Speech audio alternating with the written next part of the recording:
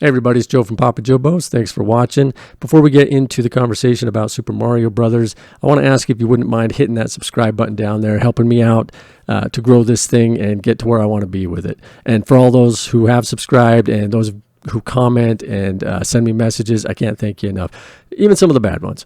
What we're going to talk about today, though, is the Super Mario Brothers movie, and I'll tell you some things about it. I'm going to give spoilers, but really I want to get into the huge controversy over it. And that is, really simply put, some people think it's woke, some people think it isn't. I'll give you my opinion here. I think the truth probably lies somewhere in between, and it probably tilts more towards woke.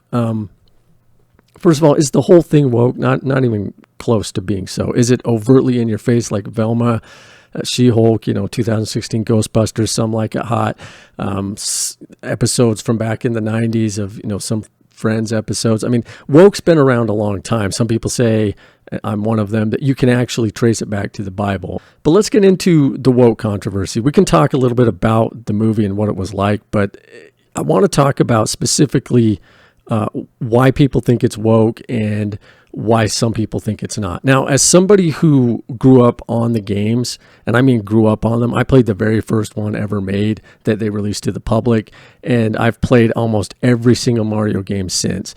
In almost every single one, Peach is, without question, the damsel in distress. She's cute, she's pretty, she's fun, and you just want to go save her. You want to be a hero and go save the woman through, by playing Mario.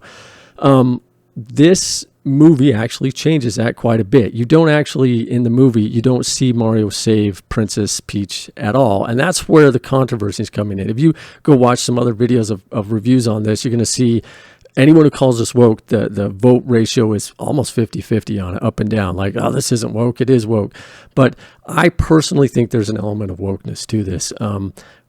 And I don't even know if it's really debatable. Peach was always the damsel in distress, like I said, and in this movie, that's not the case. Now, Mario gets warped into a world with Peach, and Peach is someone who's been there a while. And the argument here is that because she's been there a while, she's going to know how to do everything. And my counter argument to that is pretty simple. We all live on Earth.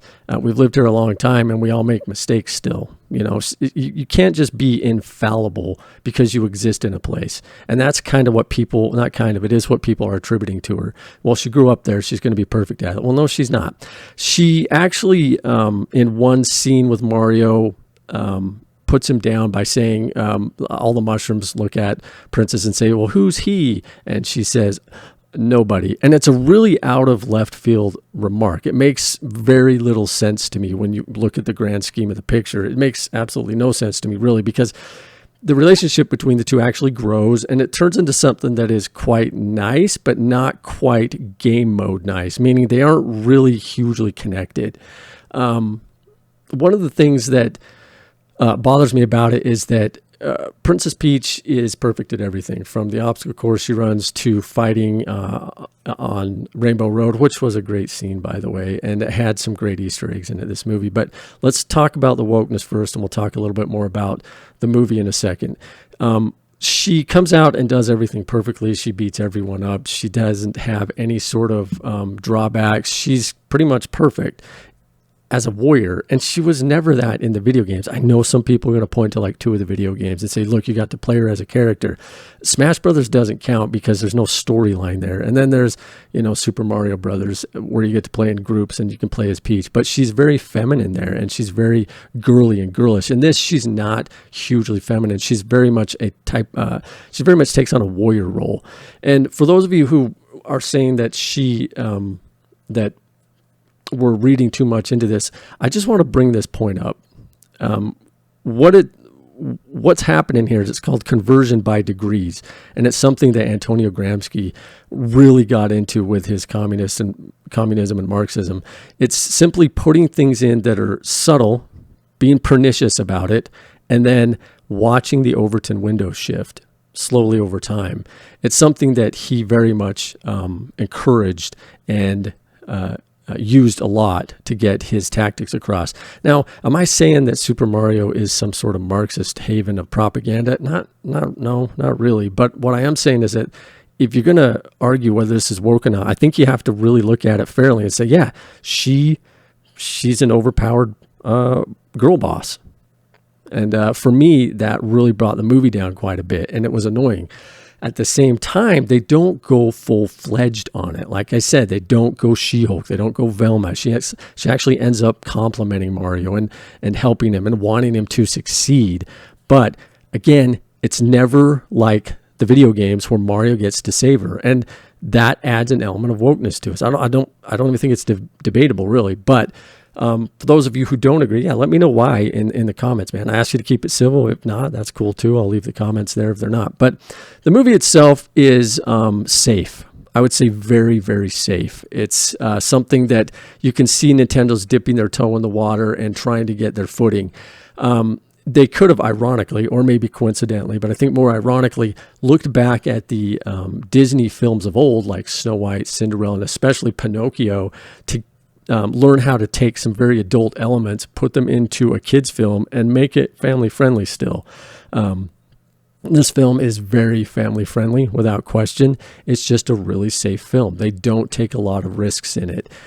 Is it fun in terms of nostalgia? Absolutely. There's Easter eggs all over in this, from Kid Icarus to the old Nintendo system that you see, to all sorts of little things in the background that harken back to all the games, to the voices that Mario would do from, like Nintendo 64. My favorite thing in this really was Rainbow Road. I loved it.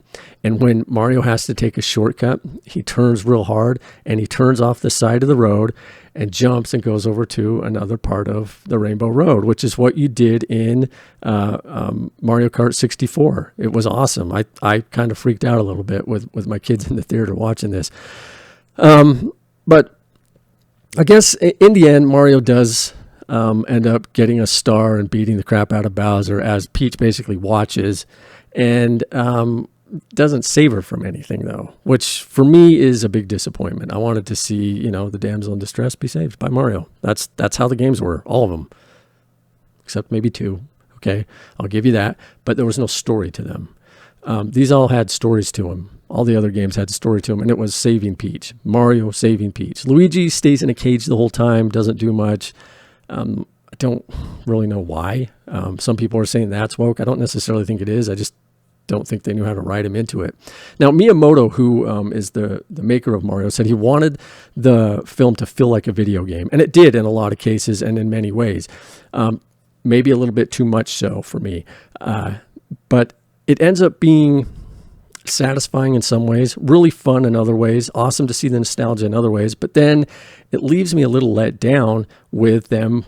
Why did you have to change Peach into girl boss? I don't get it. And the argument that she lived there first just doesn't hold water. I've already said why. I won't repeat myself. But in the end, I had to ask myself, is this a movie that I would actually buy? And right now, I'm saying no. Even with all the really cool nostalgia in it, I don't like that they made Peach into a girl boss. I just don't like it. It wasn't a strong female lead. It wasn't her role. Like, if you're going to watch a movie based on... from the Nintendo universe based on a woman hero, make it Samus Aran. She's a badass, and she's going to go out there and just kill Metroids and slaughter things. That would be great to watch. That would make a lot more sense because it fits right in line with her character and her story arc. I hope people get what I'm saying here. This isn't like I'm trashing on the film. I don't hate it. There was some good stuff in it, but I really don't like the part where Peach is just made into a girl boss. Overall, I'd say I'd give this maybe a solid 6 out of 10, maybe a shaky 7 out of 10. Let's go with a shaky 7 out of 10. Anyway, let me know what you think in the comments below. Try to keep it civil. I love having conversations with people down there. I don't like the back and forth bickering and anger and just flying off the handle over silly things. This is a movie. Try to keep it civil if you can. Anyway, that's all I got for today. Thanks for watching. Please subscribe. I'll see you guys.